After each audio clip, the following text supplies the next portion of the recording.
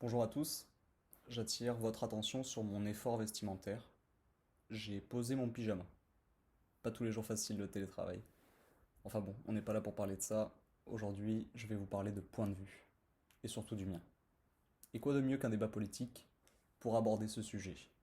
Vous aimez les débats politiques sérieusement? Perso, je déteste les débats.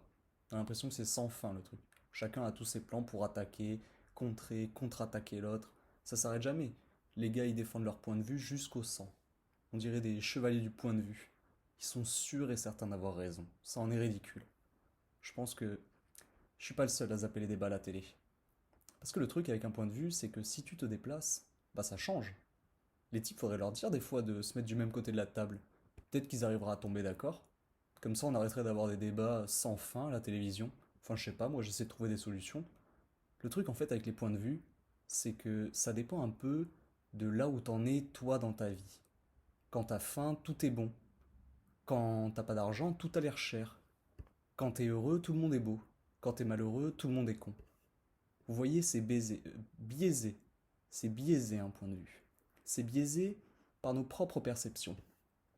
Et moi, plus je grandis, moins j'ai confiance en mes propres perceptions. Comment on perçoit le monde? Grâce à nos sens. On en a cinq. L'ouïe, l'odorat, la vision, le toucher et le goût. Et ces cinq sens, désolé de vous le dire, mais ils sont pas très performants. Perso, je suis un peu déçu. Je vais prendre l'exemple des chats.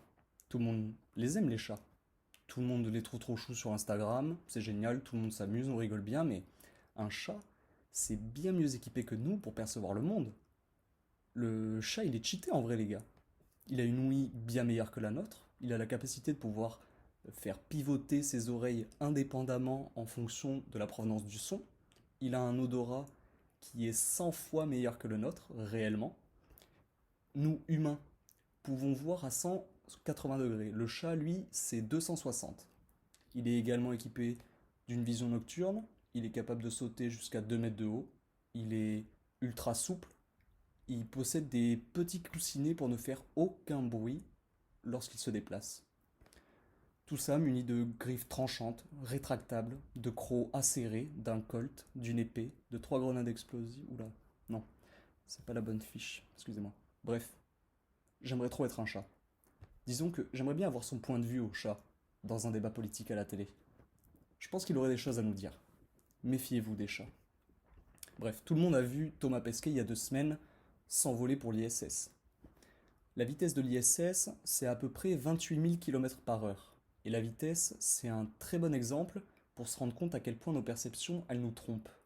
Parce que la vitesse qui nous entoure, de ce qui nous entoure, ça dépend toujours de notre propre vitesse à nous. Et on n'est pas toujours au courant de notre propre vitesse.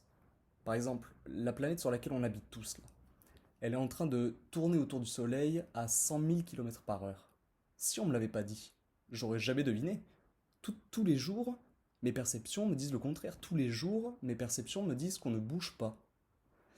Mon point, c'est ça, c'est que on peut pas toujours faire confiance aveuglément dans ses perceptions.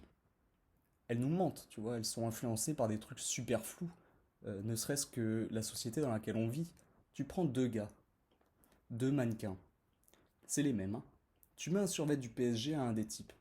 Son charme, il est divisé par 10 instantanément, tu vois. Il peut rentrer au vestiaire, le gars. Il ira jamais en finale. C'est notre perception de lui qui a changé. Mon point, c'est ça, c'est qu'il faut prendre du recul sur notre propre perception. Pour moi, c'est essentiel, parce que ce qui est dangereux, c'est que la manière avec laquelle on perçoit la réalité, ça ne change pas la réalité. Euh, la réalité, c'est que la Terre est ronde. Moi, j'ai l'impression que la Terre est plate. Mais c'est comme ça changera pas, c'est irrémédiable. Ma conclusion, c'est qu'il faut avoir du recul sur la manière avec laquelle on reçoit le monde.